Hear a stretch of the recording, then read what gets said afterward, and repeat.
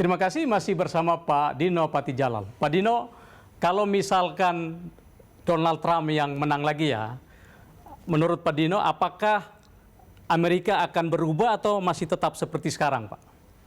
Yang jelas Pak pasti akan berubah ya, karena kalau Donald Trump tidak menang berarti ada presiden baru, Presiden Joe Biden dari Partai Demokrat yang etika politiknya, kepribadiannya lebih adem ya, lebih membuat orang nggak marah, right? Dan lebih rekonsiliatif. Saya kira langkah pertama yang akan dilakukan adalah merangkul semua pihak dan untuk mencoba maju bersama ya. Cuma kita juga harus sadar apa yang dinamakan Trumpism ya, itu akan tetap ada di Amerika karena sudah dibangunkan nih rohnya nih oleh Trump gitu ya. Jadi apapun yang dilakukan oleh Presiden Joe Biden kalau dia menang itu dia harus berhadapan dengan kelompok yang akan terus ada nih di kanan ya, yang konservatif dan merasa resah dan lain sebagainya gitu. Walaupun hampir bisa dipastikan Presiden Biden tidak akan memakai istilah America First ya, karena itu kan brandnya Trump gitu kan. Tapi juga kita harus lihat bagaimana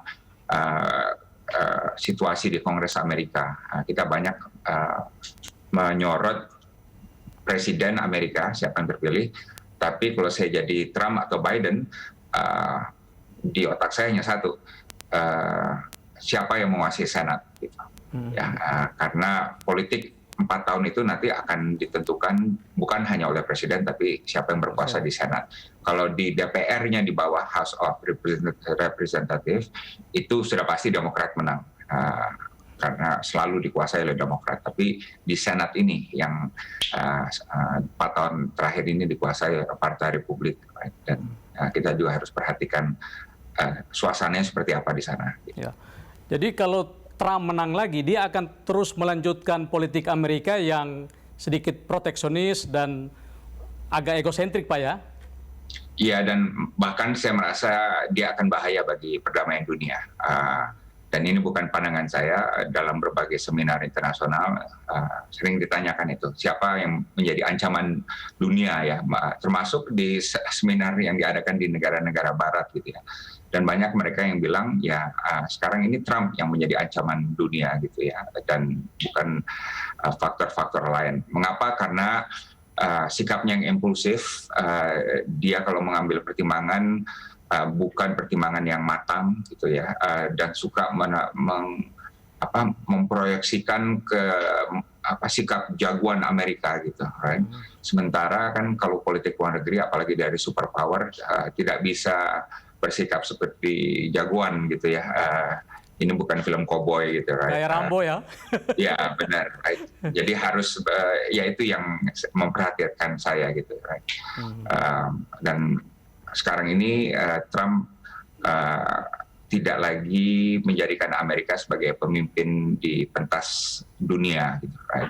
Jadi sekarang ini Amerika karena America First ya, Amerika duluan slogannya, dia menarik diri dari berbagai perjanjian di mana Amerika sangat dibutuhkan, terutama climate change gitu ya, perubahan iklim ya. Dia udah keluar kan kemarin secara resmi, 3 tahun setelah itu udah keluar.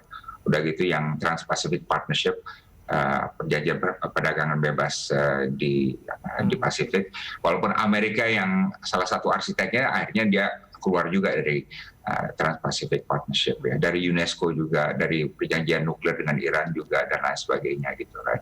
Jadi Amerika mundur, terisolir, sementara dunia terus bergulir dan memunggui Amerika. Padahal menurut saya berbagai masalah dunia itu masih memerlukan peran Amerika karena dia yang paling punya kekuatan dan paling punya jaringan dan juga resources ya, sumber-sumber apakah dana, apakah dan lain sebagainya gitu.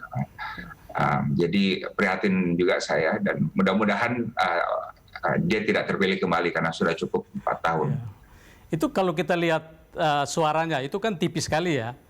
Berarti masyarakat Amerika masih menghendaki Trump, sementara masyarakat dunia kan agak kurang happy dengan Trump. Apa yang membuat masyarakat Amerika begitu tanda kutip mencintai Donald Trump, Pak? Ya, jadi ini juga surprise bagi semua orang ya. Jadi memang ada fenomena politik itu menjadi elitis, itu diakui ya. Dan Trump mencium fenomena ini dan dia lebih turun ke bawah dan menjamah kelompok-kelompok tertentu. Tapi ada satu faktor juga yang penting, yaitu ekonomi. Ya, jadi Trump walaupun dia kasar, orangnya seperti itu ya, banyak yang nyebelin banyak orang gitu ya.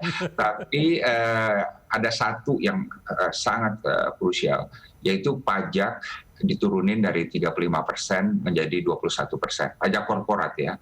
Jadi banyak memang orang pengusaha yang nggak suka dia, tapi banyak pengusaha yang memang senang juga sama dia karena dia kebijakan pajaknya sangat menguntungkan mereka. Tapi kemudian juga ekonomi Amerika sebelum COVID itu memang bagus sekali, right? Jadi ekonominya itu sekitar hampir 3% tumbuhnya. Dan untuk negara-negara Barat, Mas Claudius, yang bisa tumbuh 3% itu jarang sekali, right? Kalau di kita udah normal lah 5-6% gitu ya di negara-negara berkembang. Tapi kalau negara-negara Barat itu 1% aja udah untung tuh, ya kan? Bahkan ada negara yang 0%. Nah ini dia bisa hampir 3%, right? Jadi feel good faktornya luar biasa. Dan kalau tidak ada COVID, saya yakin sekali Trump itu bisa menang. Ya, jadi ini ada COVID-19 effect nih yang merugikan Donald Trump sekali dan menguntungkan Presiden Joe Biden. Menurut Pak Dino, apakah faktor agama juga berpengaruh? Karena Joe Biden Katolik, sementara Donald Trump Protestan. Apakah ini juga berpengaruh membuat suaranya Donald Trump tetap cukup tinggi, Pak? Ya, kalau dulu tahun 1960-an, sewaktu John Kennedy jadi presiden, dia kan Katolik ya, itu jadi isu memang, right?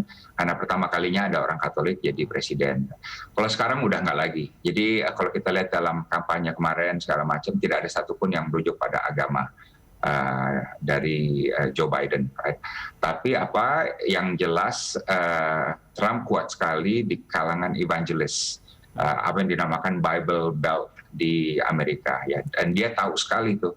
Appeal-nya dia tinggi sekali di kalangan white evangelist di Bible Belt. Makanya sewaktu ada COVID-19, dia sempat ingat nggak datang ke gereja di depan terus memamerkan Injil gitu ya, sampai banyak juga pendeta yang marah gitu, kok agama dipolitisir ya. Tapi itu mencerminkan bahwa dia memang kuat sekali di sana dan selalu mau mengelus-ngelus kelompok white evangelist di Bible Belt karena vote-nya banyak sekali di sana. Itu banyak dari swing states itu ada di sana gitu. Jadi kalau misalkan Biden terpilih, apakah ini mencerminkan bahwa telah terjadi peningkatan mutu demokrasi setelah Obama kemarin kulit hitam lalu yang Katolik di Amerika ya, Pak ya? Iya, saya kira begitu. Kalau saya gini, saya percaya. Saya kan dulu pernah SMA di Amerika dan juga bekerja di Amerika gitu. Yang spesial dari rakyat Amerika itu kemampuannya untuk selalu bangkit kembali gitu. Apapun tantangannya gitu ya. Apakah resesi ekonomi, apakah perang dunia kedua, perang Vietnam, serangan 9/11. Ini emang suatu bangsa yang saya lihat luar biasa ya, kemampuan untuk bangkit kembali gitu, right? Jadi mungkin ini kesempatan Amerika untuk kembali bangkit, walaupun tentu harus lihat kebijakannya Biden seperti apa gitu. Ya. Kalau nanti Biden terpilih, apakah nanti akan membawa perubahan signifikan? Kita bahas di segmen berikut, Pak. Okay. Pemirsa, tetaplah bersama Pak Dino Patijalal. Apakah akan ada perubahan yang akan dibawa oleh Pak Joe Biden? Yang saya lihat Biden nampaknya mungkin akan lebih ke kiri